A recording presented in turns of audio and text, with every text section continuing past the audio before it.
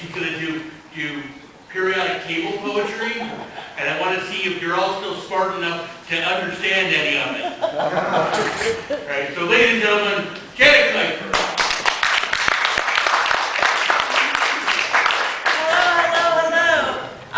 He runs a poetry room mic, as do I. Because I've got a sound thing, I'm going to see it off the tall people. Sorry, I'll get a microphone in case it's too loud. There, going. I was going to do a few pieces from that, but I wanted to say that I also run a poetry room mic. If nobody knows about it, it is at Cafe Gallery, at Gallery Cabaret every other Wednesday. The next one is on the 19th of December with my sidekick Bob Marashko hosting the evening. Sorry, it's up there. And the next one would be on January 2nd, which we don't have a feature for, because we usually have them for. You can always find it out online, chaoticarts.org/thecafe, and if you're interested in a feature, come and bug me. But because we have no feature on the second day of January, anybody who comes by can have a 10-minute mini feature, which means everybody could have their first mini feature after the Mayan apocalypse, which would be awesome. I'm reading a few poems, yes, I've been doing this thing for writing a poem for every element in the periodic table. Music you're going to hear in the background is music from Francois Leroux, the Ha Man of South Africa. Hotel music for it, and I have no idea how this is going to sound. But I always try to introduce pieces. I'm going to check the volume on this first. Quiet? Okay. I needed to come up with a volume level for you guys. I've been doing a lot of different ones, and I always try to introduce some app features like I am doing right now. So I've chosen to do ones that are really at the top end of the periodic table, ones that nobody knows that are subtitled. And this was because we all have poetic liberty.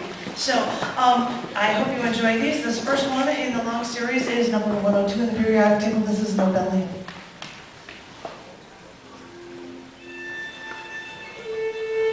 I never saw you. You were the one thing we were all looking for, peace. And we didn't know what it would look like when we found it. If we would find it. I heard that Sweden laid claim to you first, but I swear we were all searching for you, and I think that like most Americans, we would even try to synthesize you in order to lay claim on you. Listen to me, like all Americans, trying to claim you, possess you. Maybe you kept yourself so well hidden that we'd never learn how to live in peace.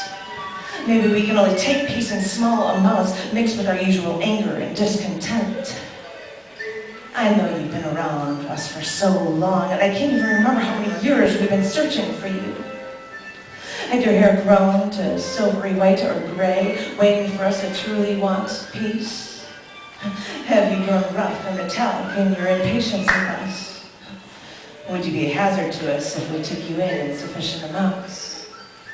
Because we want to take that chance. Because we've been looking, and we've been waiting for you.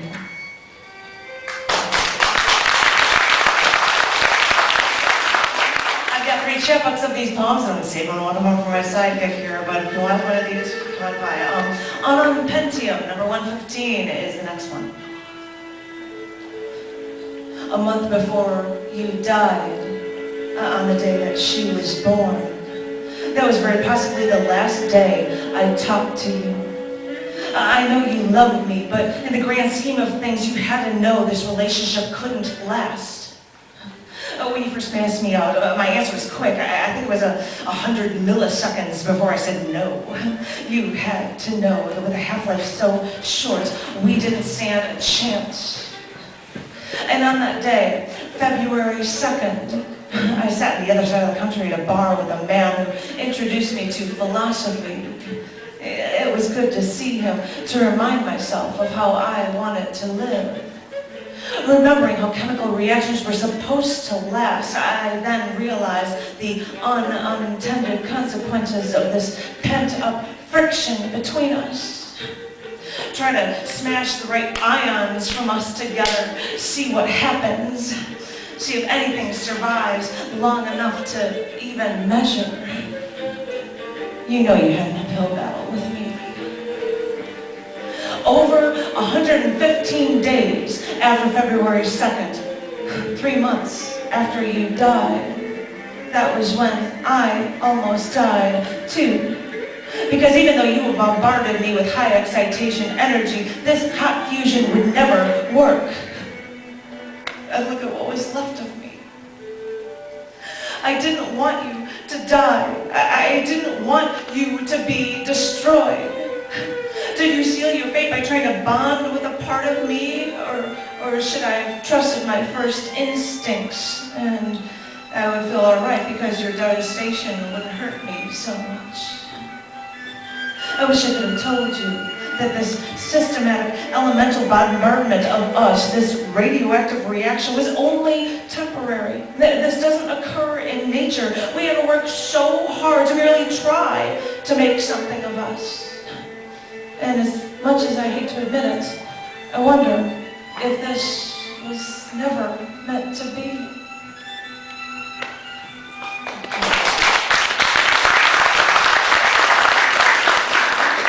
We're at the end of the table, and I'm going to go somewhere earlier on. This is number 71. I bet you don't know it's Lutetia. When I was little and first fell in love with the stars in the sky, it was always easy to spot the constellation Cassiopeia at night. Just look for 5 dots that look like the letter W as the crown for Cassiopeia, Queen of Ethiopia. But apparently the Germans had a thing for Cassiopeia too, because an Austrian, a Frenchman, and an American all independently discovered the element lutetium at the same time. But after years of debate, the Frenchman won the naming rights for lutetium. But the Germans still stuck with Cassiopeia for their name of choice through the 1950s. But you know, maybe this element lutetium was the perfect thing for Queen Cassiopeia, because although it is more common than silver here on Earth, it's hard to separate from other elements, and it's harder and denser than most of its counterparts, costing even $10,000 per kilogram. If I could have photographed Queen Cassiopeia, I may have wanted lutetium aluminum garnet as a liquid element in immersion lithography for added depth of focus for my photojournalism travails. But maybe I should just savor the connection between Queen Cassiopeia with her throne in the sky, the mother of Andromeda, goddess and galaxy, and lutetium, something that has always been so strong and has also worked with others to help us see everything so much better.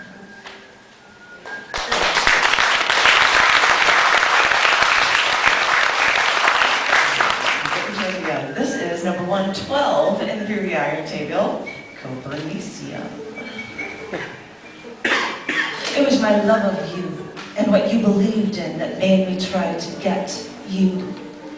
With your Renaissance ways, you taught me that I'm not the center of the universe. But I've learned since then to go beyond the sun, because there is so much out there to see.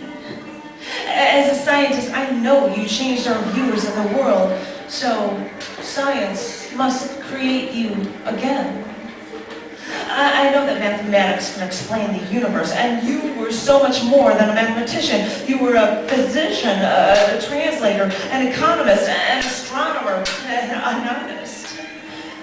I know you were a founder in your time, and the half-life of what we create may be small, but I will have to throw any metal I could into any isotope I could, like zinc onto lead, just to see if you would come out for us again. Let us find you. Let us experiment with you. Let us accelerate these processes, cause just the right reactions to synthesize you in your genius. I don't care how we get you, whether what we do is cold or hot, when we fuse to create you. And although all of our work, and through it all, you might only come to us after the decay of others around you. We've learned that by now that we have you, we can try to work with any part of you, no matter how unstable you say you are. I don't care. You're the last number transitioning in this series, so now I can only reflect on your relativity to planets like Mercury, as well as your nobility. I miss what you've done for how we think in this world. I miss clear, scientific minds. I only hope that what we've done in your honor does you justice. Even though we've only created you, I want you to remember that it was because we wanted to learn too, and we wanted you to guide the way.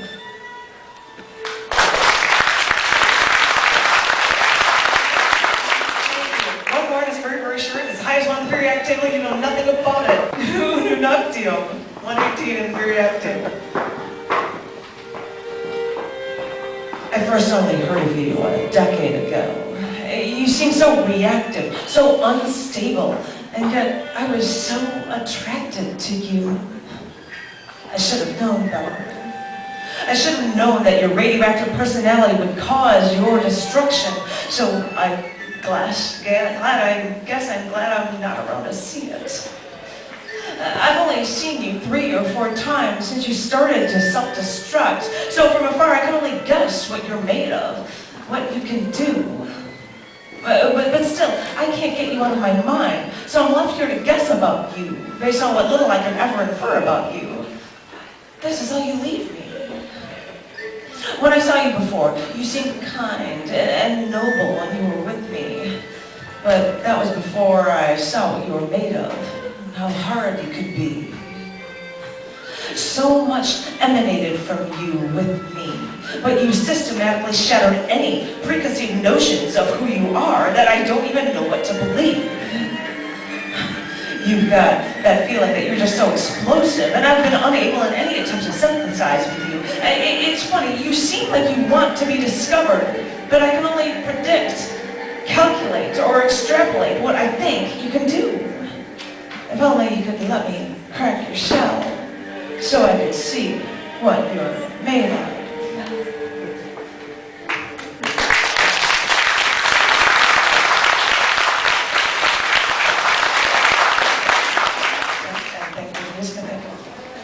And if you want to know anything about the open mic, come and bug me. And I've got a stack of books, and what the hey, they're all $5, and I'll put them up.